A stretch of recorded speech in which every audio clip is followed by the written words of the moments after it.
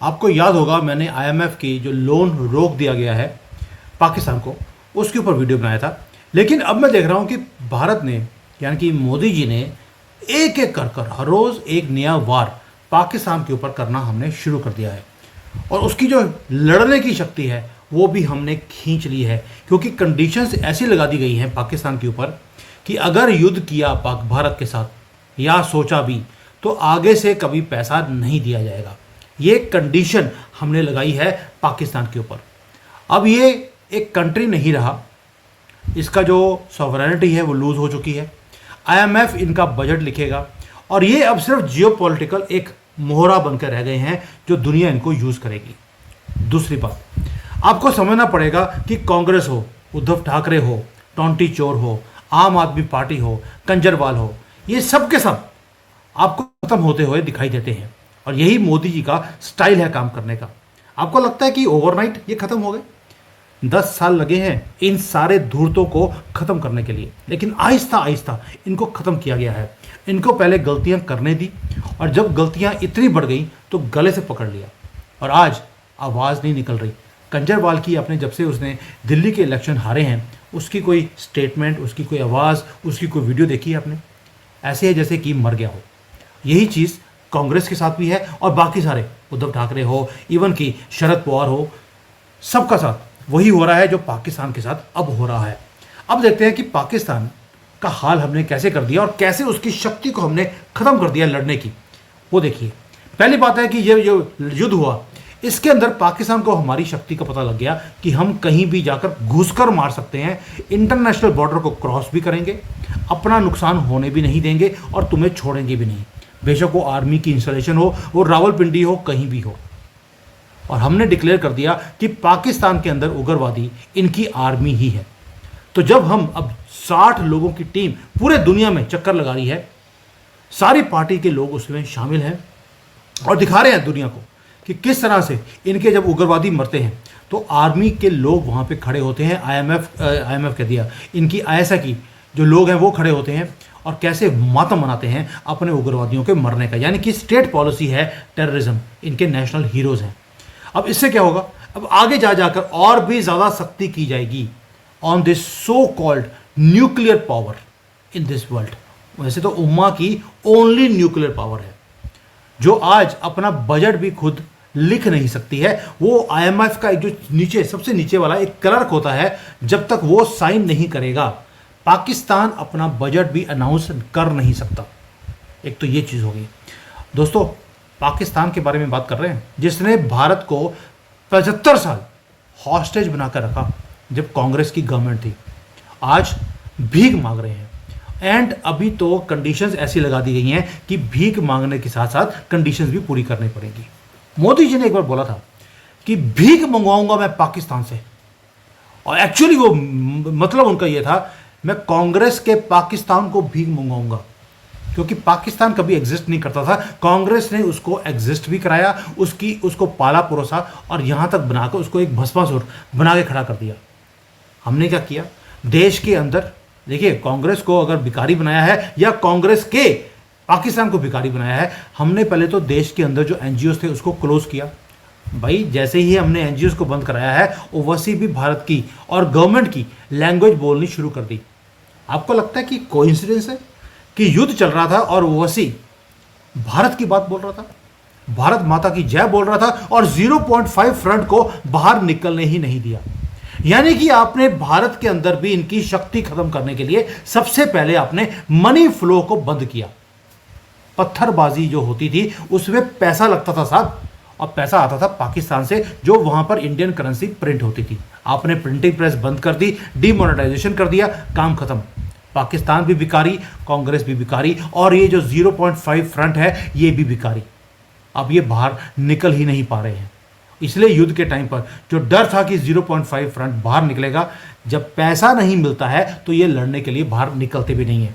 ये हमारी तरह नहीं है, देश के लिए लड़ने के लिए हमेशा तैयार रहते हैं बिना किसी फाइनेंशियल बेनिफिट के कहीं से भी। और ये जो अब पाकिस्तान के साथ हम कर रहे हैं, वही काम जो हमने कांग्रेस के साथ किया देश के अंदर, वही पाकिस्तान के साथ है।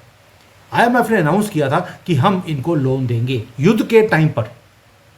और आईएमएफ ने क्या बोल दिया अभी रिसेंटली, एक फोन कॉल गया, सिर्फ एक फोन कॉल, और आईएमएफ ने कंडीशंस लगा दिए, और कंडीशन भी ऐसी हैं कि लोन नहीं, ऐसे लगता है कॉन्ट्रैक्ट ऑफ स्लेवरी है। और आईएमएफ ने बोला क्या पाकिस्तान को, if you dare to fight with India again, not China, India again, forget the bailouts all your life. यानी कि अगर तुमने युद्ध किया भारत के साथ, सोचा भी, तो तुम्हें कभी भी लाइफ में लोन नहीं मिलेगा। समझते बात को? इसको बोलते हैं आपने दुश्मन की शक्ति को खत्म कर दिया, लड़ने की शक्ति को। और ये पहली बार नहीं है दोस्तों, पाकिस्तान के ऊपर तो कई बार कंडीशंस लगाई गई, इन्होंने पूरी भी कर दी। लेकिन इस बार जो कंडीशंस लगाई गई हैं, आर्मी का बजट कम कीजिए, इनकम टैक्स लगाइए, रेट इंक्रीज कर दीजिए बिजली का, ये वो चीज़ें हैं। ऐसे लगता है कि जैसे पाकिस्तान जो है वो आईएमएफ के पास वैसे ही गया है जैसे आप लोग कई बार नेटफ्लिक्स का ट्रायल वर्जन यूज़ करते हैं, एक ईमेल आईडी से रजिस्टर करते हैं, एक हफ्ते का आपको फ्री देखने के लिए मिलता है नेटफ्लिक्स, उसके बाद आप ईमेल चेंज कर कर दोबारा से एक हफ्ते का आप फ्री ट्रायल लेना शुरू कर देते हैं। वही चीज़ पाकिस्तान के साथ भी हो रही है।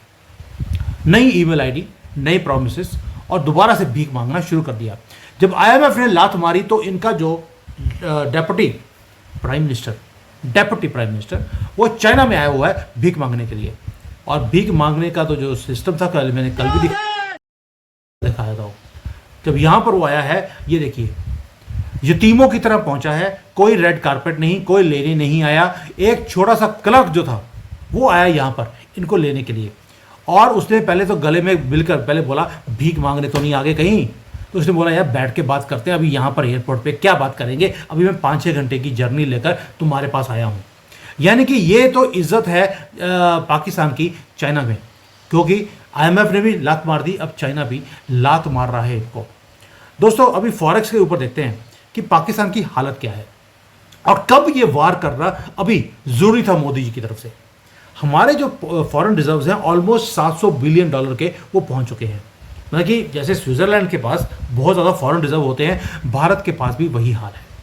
On the other hand Pakistan के पास सुना है कि $15 बिलियन के रिजर्व्स हैं, वो भी सारे के सारे कोई सऊदी अरेबिया ने दिया है, यूएई ने दिया है, या वो चाइना ने दिया है, और वो यूज़ नहीं कर सकता।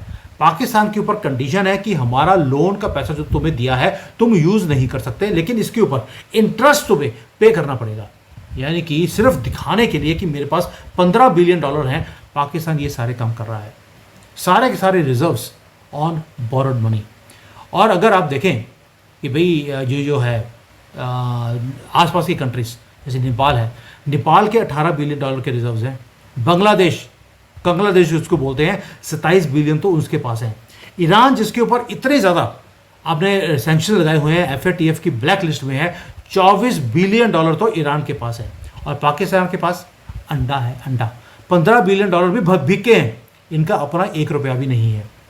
दोस्तों IMF ने बोल दिया तुम भिखारी हो, तुम्हारे पास कुछ भी हमें देने के लिए, ऑफर करने के लिए नहीं है, और ऊपर से तुम चाहते हो कि भारत जैसी कंट्री के साथ तुम युद्ध करो।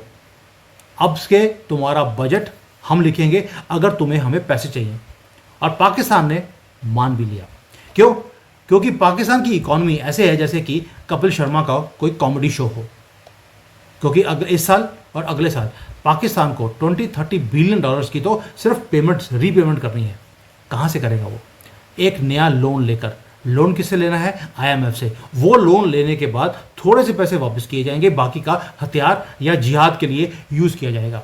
यानी कि जैसे आपके पास कोई लोन हो, आप क्रेडिट कार्ड से पेमेंट करते हैं, अगले महीने नया क्रेडिट कार्ड लेकर पुराने क्रेडिट कार्ड की पेमेंट कर दी, वही काम पाकिस्तान भी कर रहा है। यानी कि ये एक कंट्री नहीं रहा, बस क्रेडिट कार्ड के ऊपर चल रहा है। और नई कंडीशन जो है पैथेटिक है। कोई इज्जतदार कंट्री हो वो एक्सेप्ट नहीं कर सकता। लेकिन आपको मालूम है, ये तो गधों पे रहने वाले, गधों से ही पैदा होने वाले ये लोग, ये इनको बेइज्जती महसूस नहीं होती। आरजू काजमी के साथ मैंने बड़े बड़े शो करे हैं, वो बोलती है यार बेइज्जती, इज्जत तो आनी जानी चीज़ है भाई। ओपनली बोलते हैं वो लोग, इज्जत तो आनी जानी चीज़ है, बेइज्जती तो तभी महसूस होगी अगर हम महसूस करें। हम महसूस ही नहीं करते, इसलिए आप बोलते रहो, आप हंसते हो, हमें लगता है कि यार ऐसी बेवकूफ़ की तरह ये हंस रहे हैं। यानी कि अब अगला बजट आईएमएफ लिखेगा पाकिस्तान का और इन्हें मानना पड़ेगा। यानी कि कोई भी खर्चा करना है पाकिस्तान की गवर्नमेंट को, आईएमएफ अप्रूव करेगा तो कर सकते हैं। यानी कि पाकिस्तान की शक्ति लड़ने की वो खत्म कर दी, आपने गिरवी रख दी। इसको बोलता हूं वेलकम टू डिफॉलिस्तान। इनको पाकिस्तान नहीं बोलना चाहिए, डिफॉलिस्तान बोलना चाहिए। एक चीज बताइए मुझे सर, मेरे दिमाग में भी क्वेश्चन आया, क्या होगा अगर पाकिस्तान डिफॉल्ट हो जाएगा? आपको लगेगा कि इनका रुपया क्रैश कर जाएगा, इन्फ्लेशन बढ़ जाएगा और लोग जो हैं वो सड़कों पे आ जाएंगे। ऐसा कुछ नहीं होगा, क्योंकि पाकिस्तान के अंदर आर्मी के बिना कोई काम हो नहीं सकता। उन्होंने ऑलरेडी बोलना शुरू कर दिया है। आसिम मुनीर ग्रेट है, इसने भारत से पाकिस्तान को बचाया है। अब आपको अगले 10 साल मेहनत करनी है जिहाद के ऊपर, और आपने भारत को डिफीट करना है। और ये ऐसा जोक है कि इनकी जो स्टॉक मार्केट है वो भी इनके जोक में फंस गई और वो नीचे आ गई है। भारत की जो स्टॉक मार्केट है दुनिया की 4th लार्जेस्ट स्टॉक मार्केट है, और पाकिस्तान की जो वैल्यू है स्टॉक मार्केट की वो नेपाल की स्टॉक मार्केट से भी कम है। मैं मार्केट वैल्यू की बात कर रहा हूँ। अब इनको बचाएगा कौन? आपको लगता है कि चाइना बचाएगा? कभी नहीं बचाएगा। गल्फ कंट्रीज उन्होंने कोशिश कर ली, हाथ खड़े कर लिए। अमेरिका बचाएगा? हो सकता है अमेरिका बचा दे, लेकिन आईएमएफ बैठा है वहाँ पर, वो आईएमएफ जिसको यूएसए कंट्रोल करता है।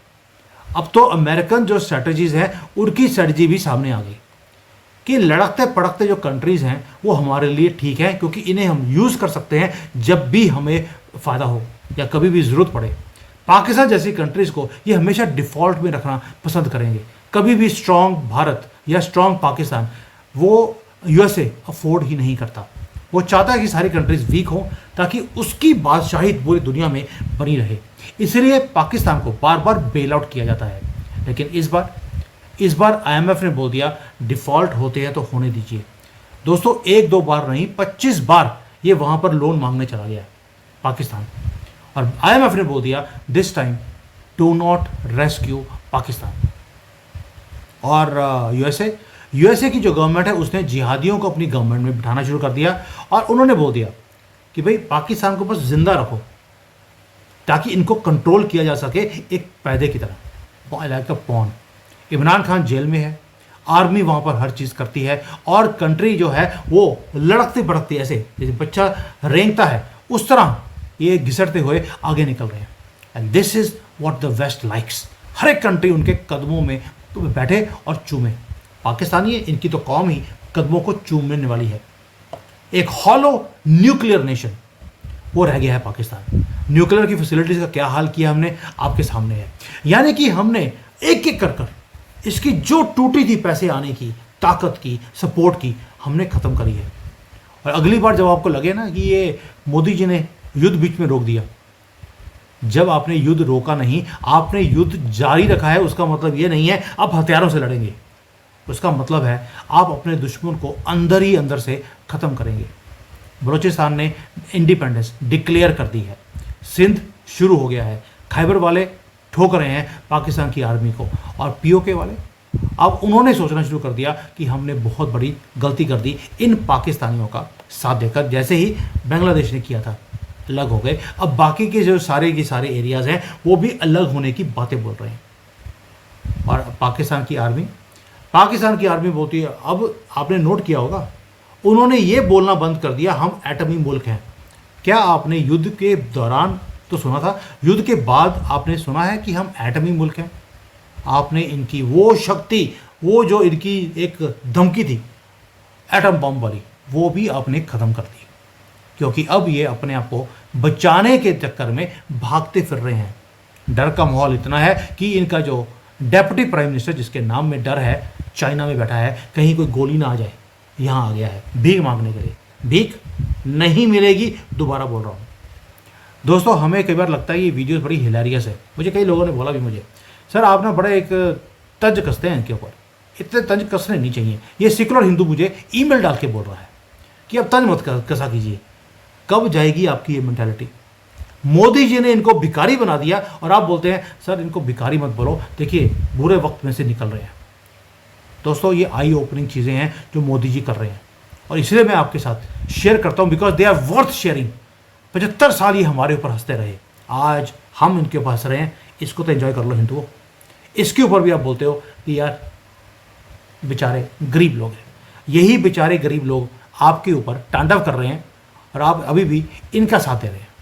ये कंट्री नहीं रही दोस्तों, ये सिर्फ एक पॉलिटिकल, जियो पॉलिटिकल एक फायदा है, जिसे अमेरिका अपने तरीके से यूज़ कर रहा है, चाइना अपने तरीके से यूज़ कर रहा है, और हम इस फायदे को इस चेस बोर्ड के ऊपर से निकाल कर फेंकने की मुहिम में है। इसलिए बोलता हूँ, ट्रस्ट योर लीडरशिप। जो हो रहा है वो चंगा हो रहा है। थैंक यू, जय हिंद, वंदे मातरम, भारत माता की जय।